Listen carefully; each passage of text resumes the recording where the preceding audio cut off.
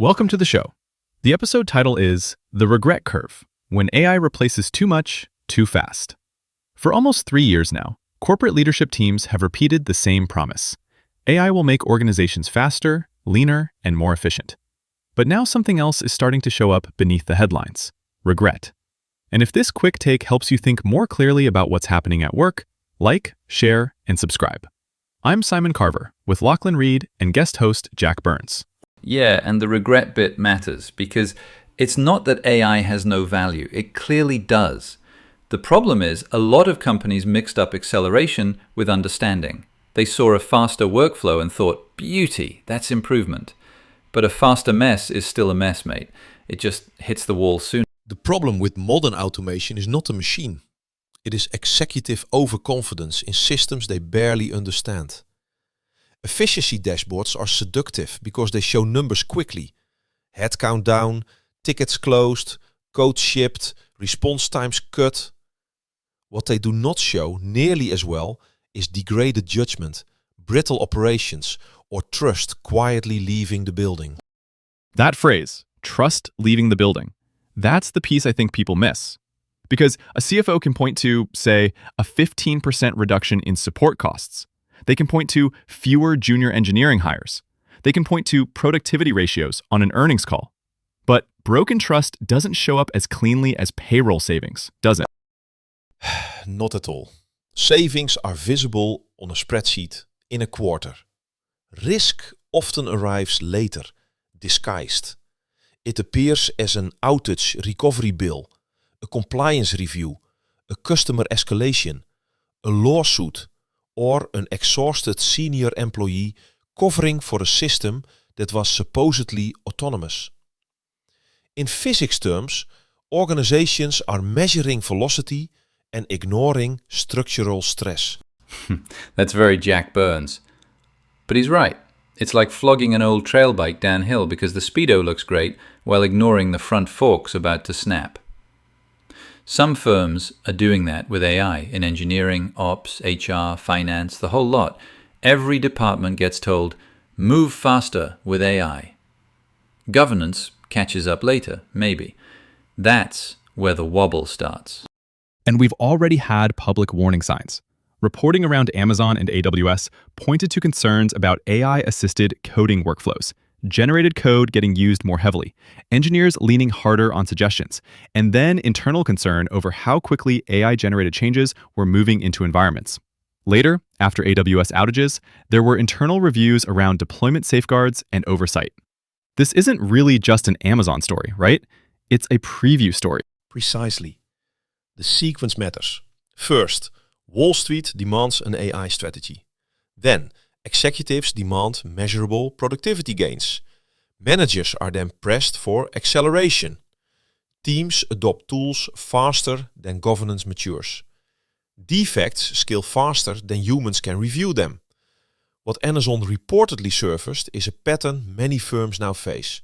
Fluent code is not the same as understood code. Wait, fluent code is the phrase there. That's the sneaky bit. Because the output looks tidy. It reads like it knows what it's doing. And humans are suckers for that. If the machine writes with confidence, people start checking it less.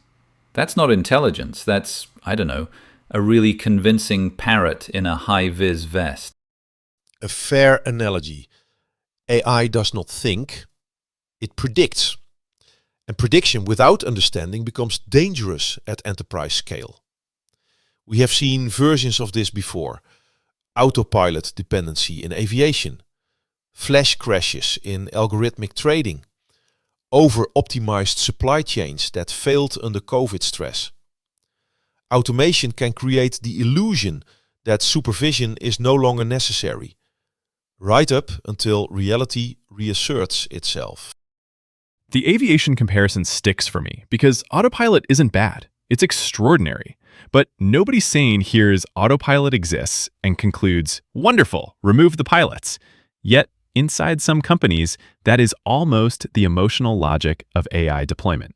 The tool works in narrow cases, so leadership starts fantasizing about subtracting the humans around it. And sometimes they actually do it. Hiring freezes, junior roles vanish, review layers get thinned out, support teams get consolidated. Then the remaining people are told, no worries, you'll just supervise the AI. That's a funny one. Supervise it with what time? With what context? With which experienced people after you've already shown them the door? That is where the regret curve begins, exactly where the ROI slide ends. The presentation says productivity improved. The organization then discovers it has reduced resilience, concentrated expertise into fewer people, and increased what I would call automation trust drift. Humans verify carefully at first. Confidence then rises.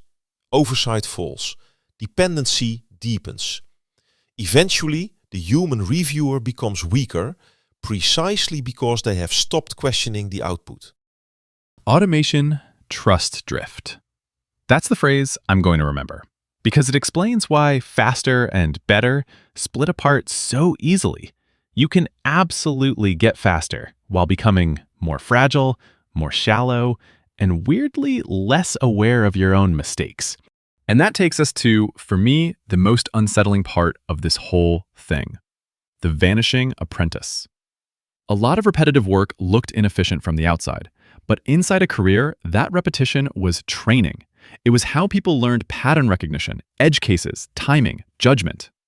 So Jack, let me put it bluntly. Where does a senior engineer come from if nobody gets to be a junior engineer anymore? That is exactly the correct question. Historically, the model was simple. A junior employee does repetitive work.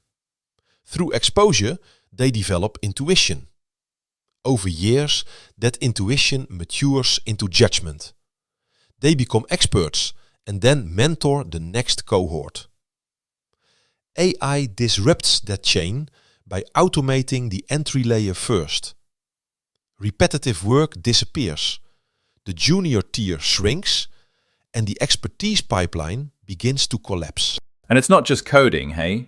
Coding copilots now knock out the beginner tasks that used to teach structure, syntax, debugging habits. In support teams, bots handle the high-volume tickets that used to teach reps how customers actually get confused. In analytics, AI summaries can replace the grunt work of digging through raw material. That's efficient on paper, but on the ground, you've nicked the training wheels and the bike at the same time. That support example is huge, because 1,000 routine customer conversations can feel tedious, but they also teach you what normal sounds like, which means when something weird happens, fraud, product drift, a billing pattern that makes no sense, a human who's heard the normal stuff can spot the off note. If the bot swallows all the routine reps, fewer people ever build that ear. Exactly. Repetition is not merely labor, it is calibration. It teaches thresholds, anomalies and consequences. In regulated sectors, banking, healthcare, aviation, utilities, government, pharmaceuticals, this matters even more. In a low-risk environment, hallucinations are annoying. In a high-risk environment, hallucinations become operational threats. Let me try to play this back. You're saying the boring work wasn't just boring work, it was the gym. It was where people built the mental muscle memory. So if AI handles the first 1,000 reps, the human might look more productive this quarter, but 10 years later, you've got a company full of people who can supervise dashboards and almost nobody who truly knows the guts. Is that about right? Almost. The part I would sharpen is this. They may not even be able to supervise the dashboards well, because supervision itself requires prior contact with the underlying reality. You cannot judge an answer if you never learned how the answer is made. That is why removing the apprenticeship layer is not a staffing tweak. It is a civilizational mistake in miniature. Civilizational mistake in miniature. That's heavy, but I think it's fair. MIT-related commentary and broader workforce analysis have been warning about this exact pattern. Eliminate enough entry-level roles, and you don't just hurt today's graduates, you damage tomorrow's competence. You don't notice immediately because the remaining seniors carry the system. Then one day they retire, burn out, or leave, and the institutional muscle memory goes with them.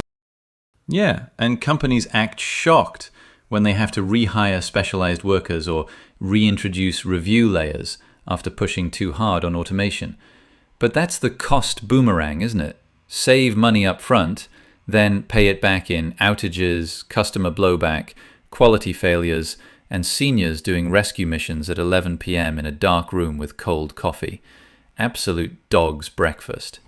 And the strange thing is, none of this requires being anti-AI.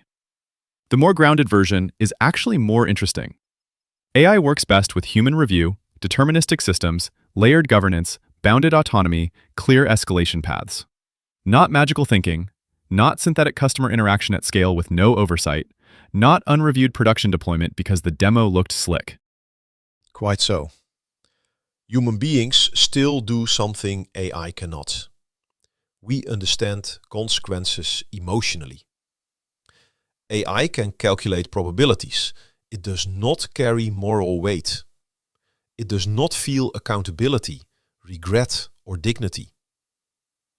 Which means that if an organization removes too much human judgment from its systems, it may also remove the very thing capable of protecting people from bad outcomes. That's the kicker, isn't it? AI should remove meaningless friction, not meaningful humanity. The future probably doesn't belong to the companies that replace the most humans. It belongs to the ones that keep the most human judgment in the loop, even when the spreadsheet says that's slower.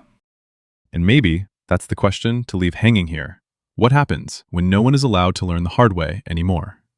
If this episode gave you something worth chewing on, share it with someone at work and subscribe to The Human Workforce. Thanks, Lachlan. Thanks, Jack. A pleasure. Cheers, folks. Catch you next time.